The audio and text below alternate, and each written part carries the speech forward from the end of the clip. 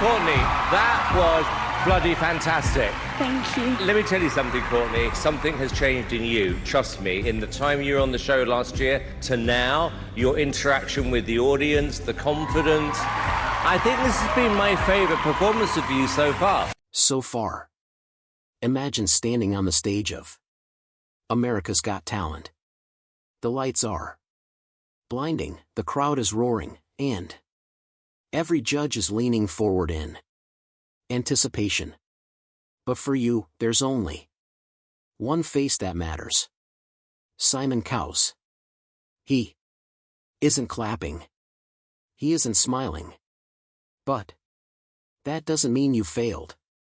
When Simon is silent, when he leans back in his chair like he's just witnessed something rare and electrifying, that's when you know you've done the impossible.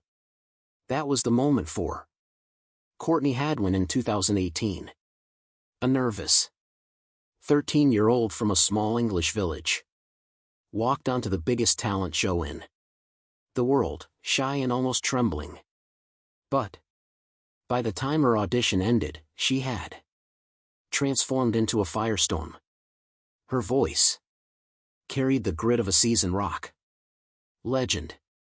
Her movements were wild and untamed, and her energy was unlike anything the judges had ever seen. She didn't just sing, she exploded.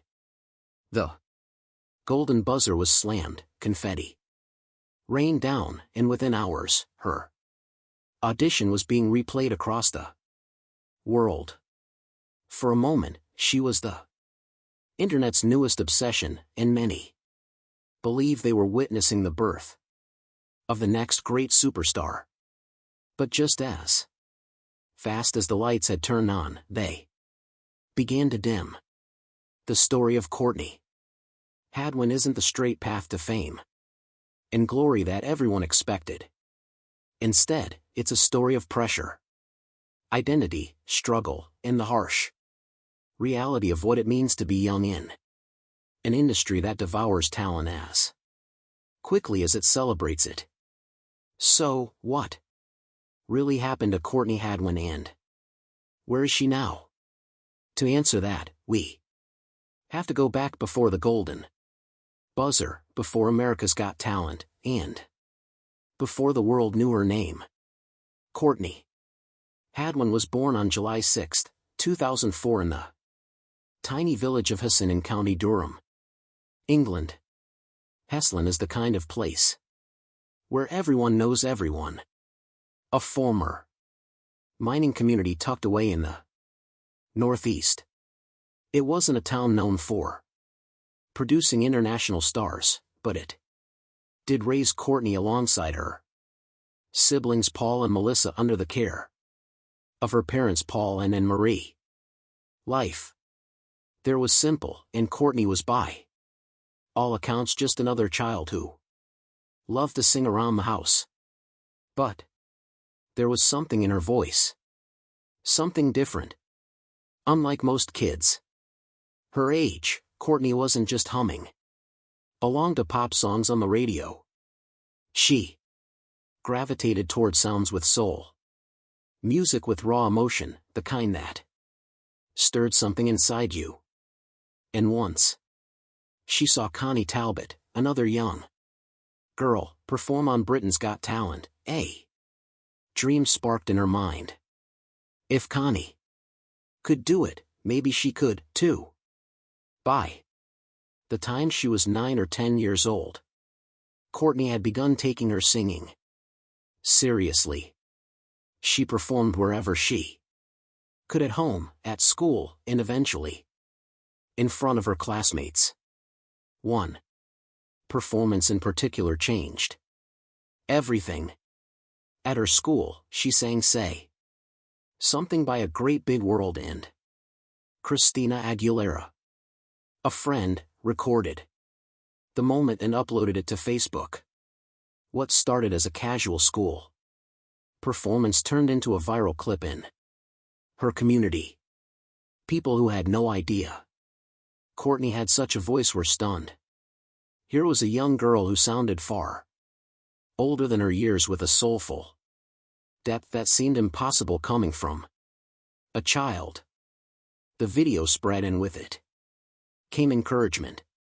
People told her she had something rare and urged her to pursue it. And Courtney listened, but dreams aren't free. Singing lessons, travel to competitions, costumes, and opportunities all cost money. And for a working-class family in a small village, that wasn't easy. Courtney's determination pushed her to do something unusual for a kid her age. She started busking on street corners, in shopping centers, anywhere she could. She performed for strangers, earning a few pounds here and there. It wasn't much, but it helped her pay for lessons and cover travel. Her grandfather would later share how proud the family was of her independence. At such a young age, Courtney was already working for her dream. She trained at multiple MIs and schools, from Shot 10 Hall Theater School to Julie Miles's Vocal Ovation, each one sharpening her raw talent into something stronger. Her first big step into the spotlight came in 2015 when she entered Teen Star UK singing Bob Dylan's Make You Feel My Love. She stunned audiences and reached the grand final. It was her first taste of recognition outside her hometown, and it proved she wasn't just a local talent. She had the potential to compete nationally. The following year, at just 12 years old, she won Heart Lapol's Performer of the Year award, adding to her growing list of achievements.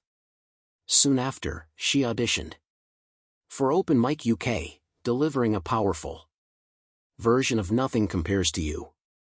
These weren't just talent shows, they were training grounds. Each stage gave Courtney more confidence. Each audience taught her how to connect. And each performance shaped her into the artist she was becoming. That same year, she had one of her biggest opportunities yet, opening for Sister Sledge at the South Tyneside Festival. Nearly 18,000 people were in the crowd. For a girl used to singing in small halls and classrooms, it was overwhelming. But when she opened her mouth and let her voice out, the nerves disappeared. The crowd roared, and Courtney realized she belonged on big stages. She wasn't just a child performer anymore. She was stepping into something much bigger. In 2017, Courtney auditioned for The Voice Kids UK, singing Tina Turner's Nutbush City Limits. She brought energy and grit that turned heads instantly. She joined Danny Jones's team, sailed through the battle round with Dancing in the Street, and in the semifinals and finals, delivered powerhouse performances like James Brown's I Got You, I Feel Good, and I Am Telling You I'm Not Going.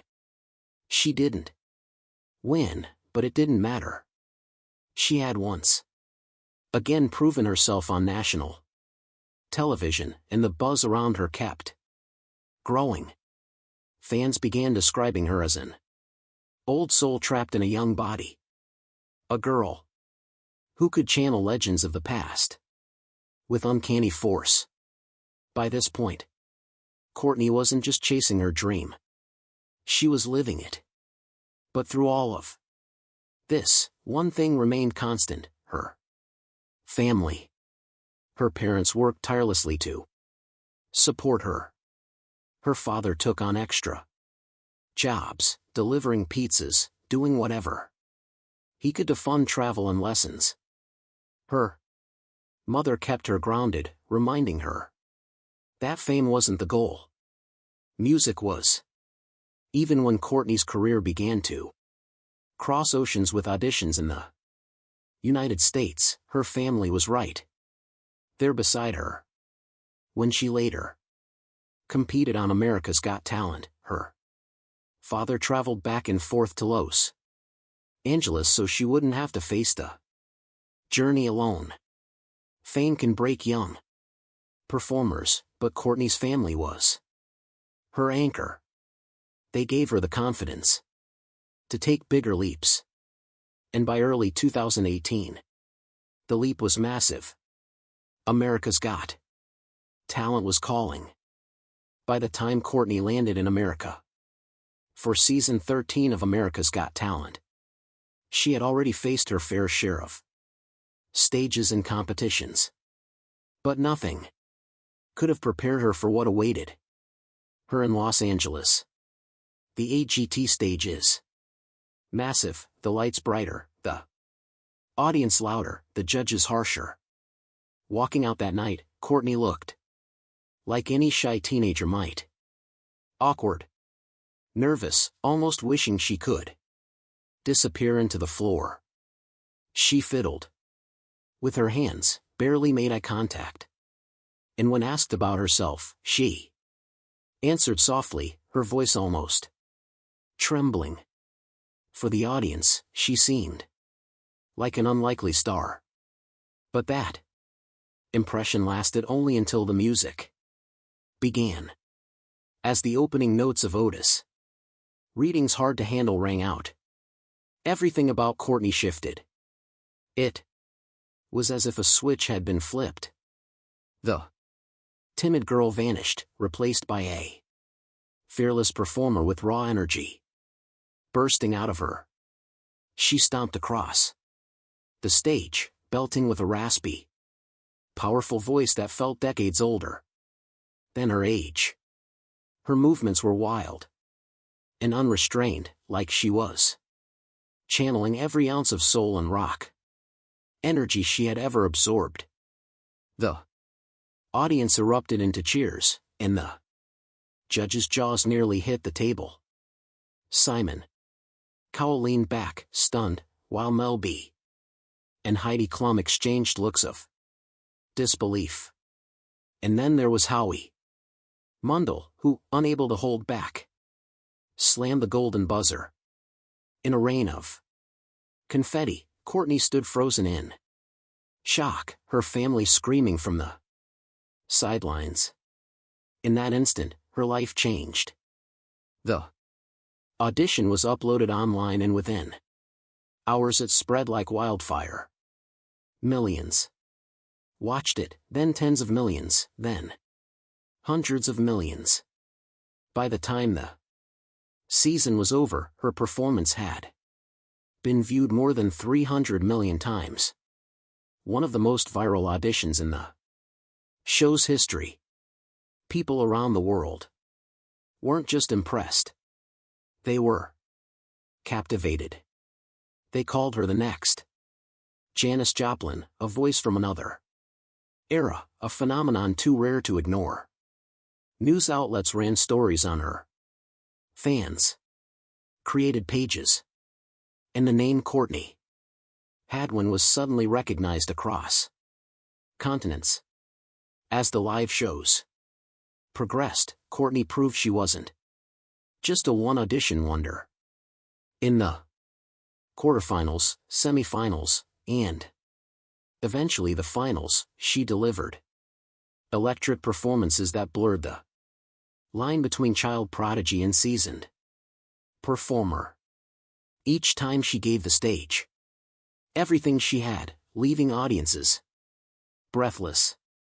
By the time the finale rolled around, fans were convinced she was destined to win, but in a shock to many, she finished in 6th place. It was a disappointment for her supporters. But in the grand scheme, it hardly mattered. Courtney Hadwin had already won the world's attention. Her journey didn't end there. She returned in 2019 for America's Got Talent, the champions, competing against some of the most Famous contestants in the show's history.